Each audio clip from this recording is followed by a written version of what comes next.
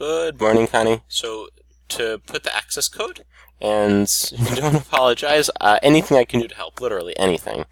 So you're going to take the access code that we have over here, MBGPD-DHMTV. You actually don't even need the dash, just you copy that, and we're going to go over to Schoology.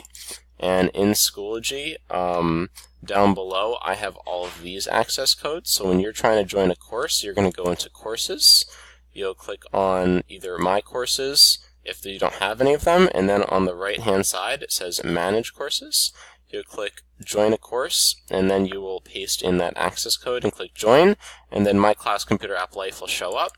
And in terms of the videos, just so I can kind of give you a little demonstration, like in Unit 1, if you were to go to Lesson 1.1, this lesson's our most recent one, and I have a vocab list explanation both in the lesson over here under the assignment, and I also have it in the folder out here. So this one explains the 1.1 vocab list. This one helps explaining how to move a file from Schoology into OneNote. For lesson 1.0, I also have a video over here explaining the lesson. So these are under the attachments of the video, and I include videos for all the lessons that I make. So hopefully that helps joining in where the videos are, and if you have other questions, send me an email.